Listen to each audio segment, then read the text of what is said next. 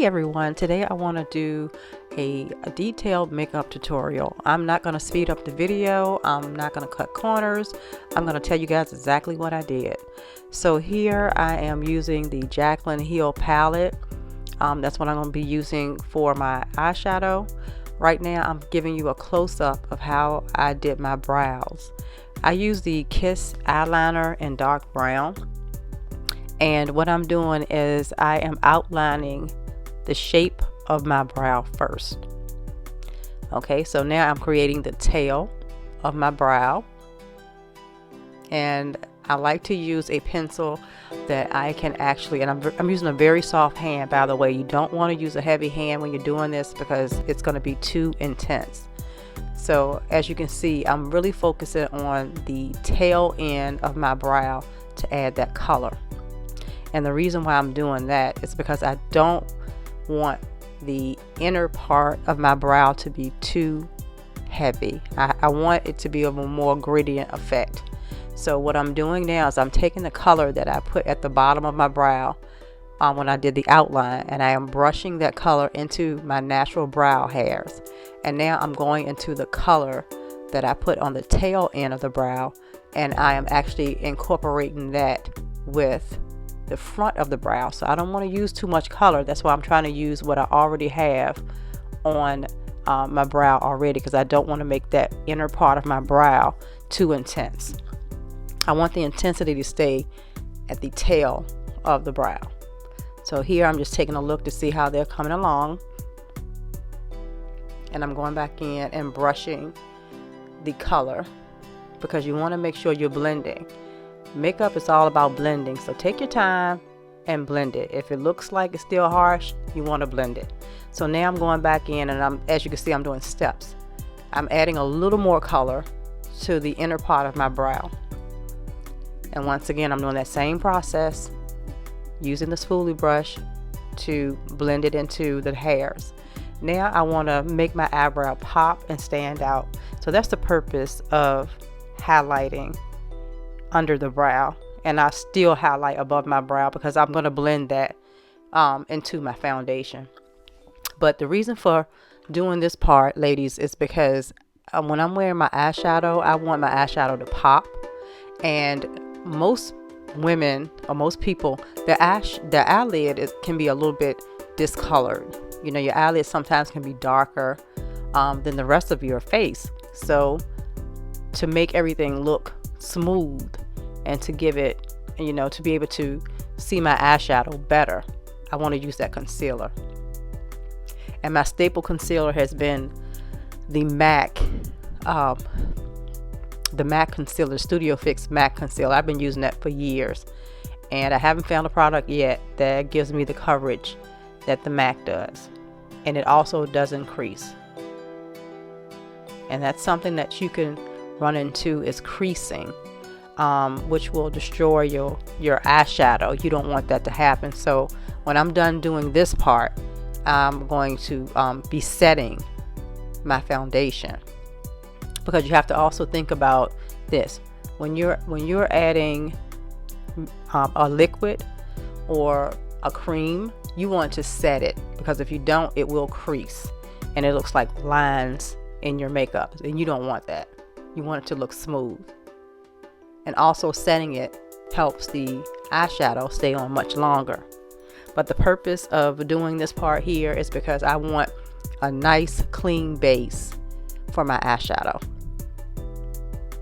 Now I'm also highlighting above my brow, and a lot of times I do this because I might have made a mistake with the color, and maybe I went a little too heavy on the top.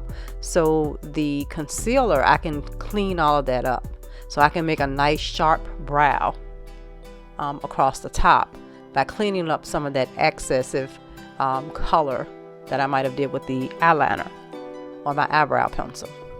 So here I'm just smoothing that out with the brush, and a lot of times I do a lot of blending with my fingers. Okay, so here what I'm doing, guys, I'm using the Ruby Kisses Tattoo eyeliner in dark brown, but what I'm doing is I am going back into my brow, especially at the bulb, at the beginning of the brow, to just darken my and make my eyebrow hairs look more fluffy and intense, because sometimes you can lose it in the eyebrow makeup.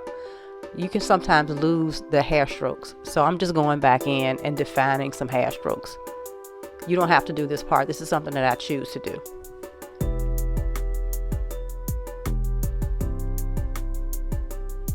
Now I'm just going in and I'm darkening the tail of my eyebrow, because that can also get lost too. All right, so now here I'm doing what I said before I was going to do, which is set my base. So I'm setting my eyelid, and I'm also setting where I had that concealer on the top. And I'm doing that with some translucent powder by Laura Mercier. So I'm going to be doing it's kind of like a smoky eye, and it was inspired by my hair color. So I'm going into this Morphe palette, and I found this really pretty soft orange that's almost like a orangey brown.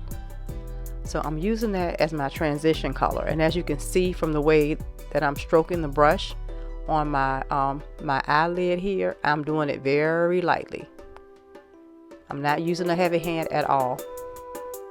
And that's one thing about when it comes to blending your makeup. You want to be just be more delicate with it, because I'd rather start off with less and build it up than start off with too much, and it's hard to mask that issue that you have on too much of it. So start off lightly, and if you have to go into it a couple of times to get the intensity you want, that's fine. Just start off with a very light hand and start off with less product on your brush, okay? So now I'm just going into another orangey brown color that's like a shade, maybe 2 shades darker than that transition color. And the purpose of doing that is I want a gradient effect. Now I'm going to be going into the Jaclyn Hill palette, and this is also a Morphe palette. This is a very old one, guys. I love this palette. It's one of my favorites, as you can see. So I'm going to go into this brown. It's like a cool brown. It's more of a cool brown.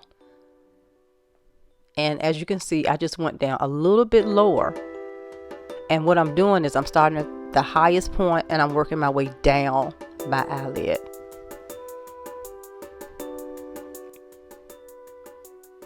So I'm using that cool brown in the, what do you call it? The outer V. And I'm coming down lower. One step lower than the last color that I put there. And see how it's starting to look more gradient. And like I said, start off with less. Don't use a lot of product on your brush. Now I'm actually using that same cool brown.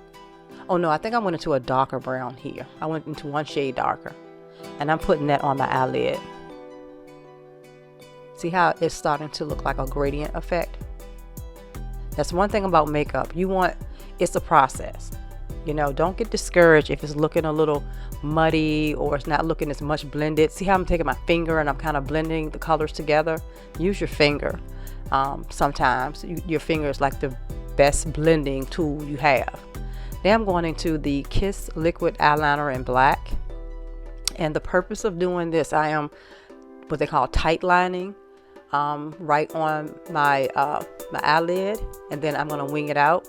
And the reason why I want to do this is because I want my eye to pop. It's almost like a outline, if you think about it, right? So I'm kind of like outlining my eye. And this way you can really appreciate the eyeshadow colors. It's kind of like when you're painting, or if you're drawing something and you want that really intense line around it. It's outlining. So that's what I'm doing here. And I always have to pull my eye out because I want to make sure that I kind of have hooded eyelids. I know it doesn't look like it because of the way that I do my makeup, but I do have hooded eyelids. So I have to, make sure that I pull the skin a lot of times, because when I try to just do it like this, it messes up. But keep practicing, you get better at it, right? So I'm just winging out that liner.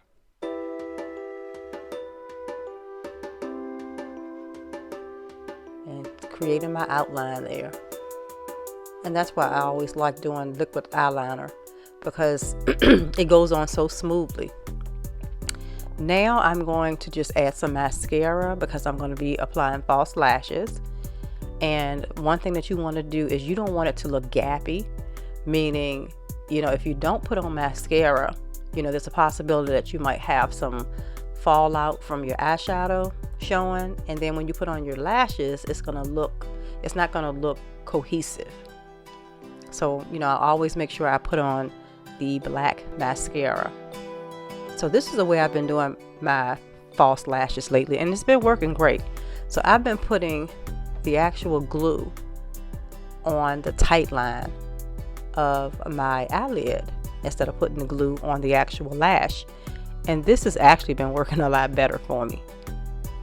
So if you ladies are having issues with applying your false lashes, try this technique.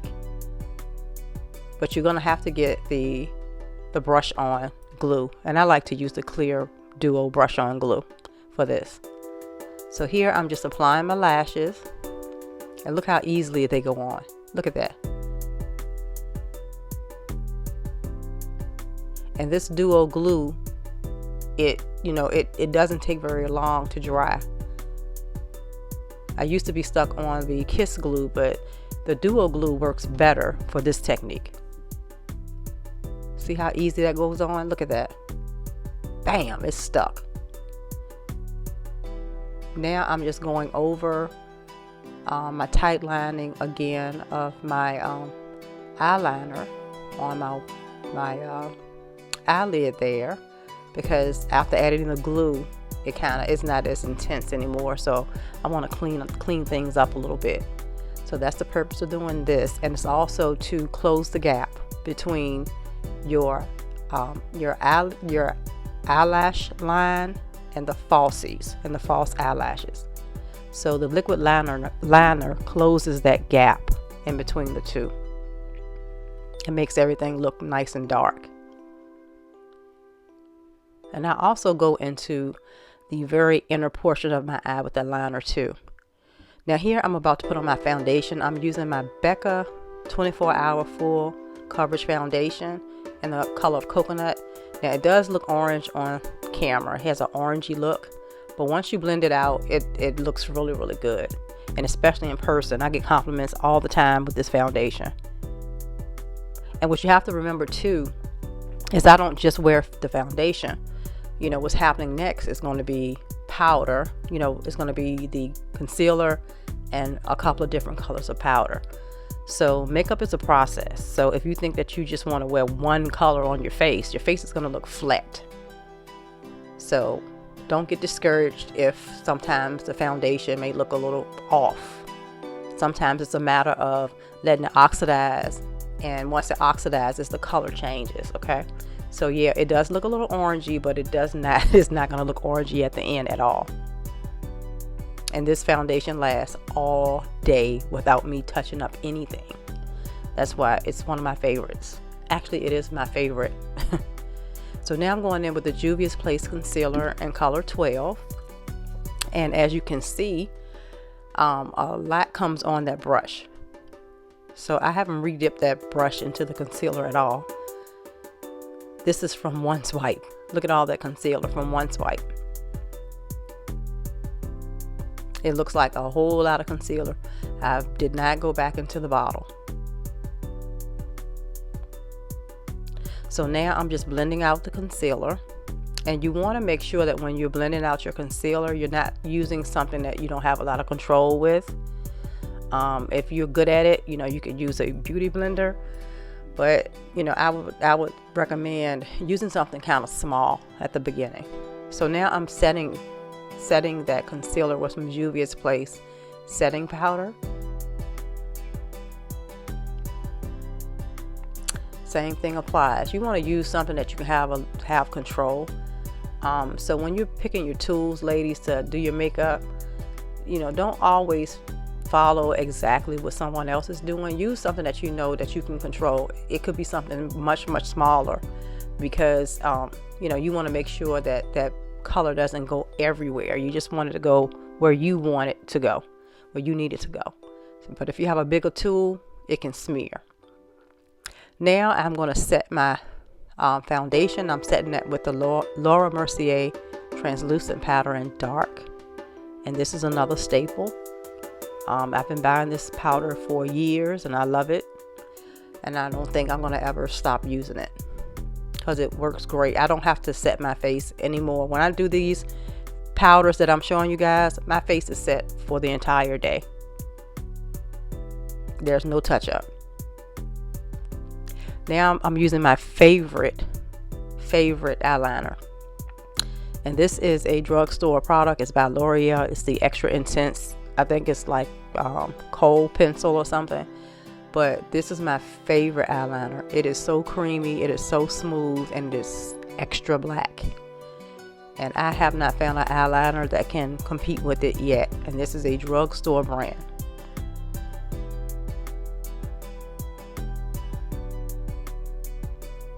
Now I'm going back into that Morphe palette, and what I'm going to do is I'm going to grab that pretty orange that I use as my transition color, and I'm going to tight line underneath my waterline. And the reason why I'm doing that is because it's going to really bring all of the colors together, especially when you're doing like a smoky eye. So because I have that color in my crease, I want to put that color also under my eyelid, my lower lash line, I'm sorry. So now I'm just going into some black eyeshadow, and I'm just setting my eyeliner. I'm setting it with black eyeshadow.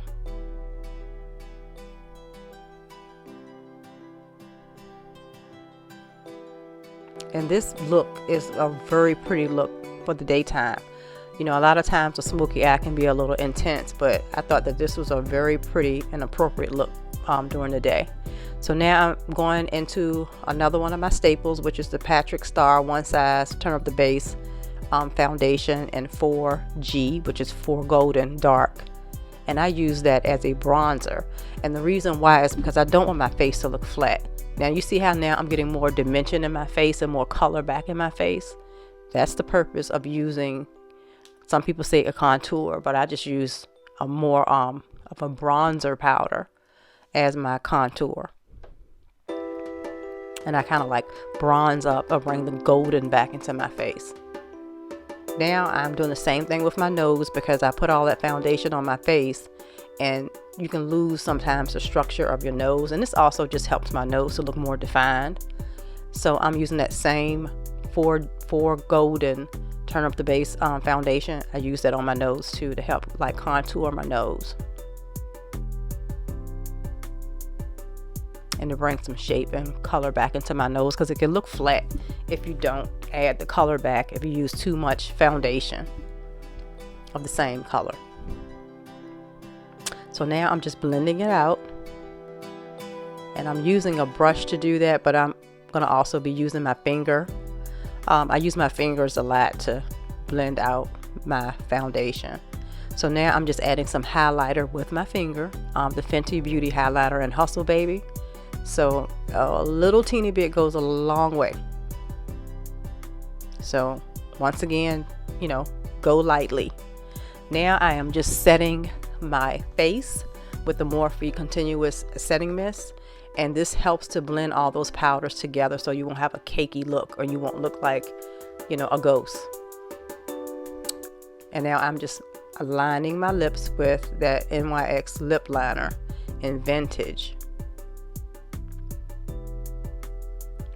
because I don't want my lips to be too overstated. So I want to keep my lips a little bit on the nude side.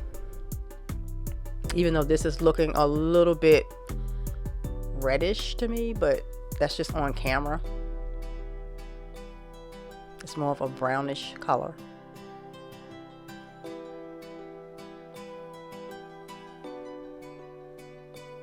And a lot of times I will take my lip liner and I will almost like do my entire lip with it because it helps the lipsticks to stay on. So now I'm going in with another L'Oreal product. This is the L'Oreal lipstick, and I think Nude Ballet. And now I'm going over top of that with a clear gloss.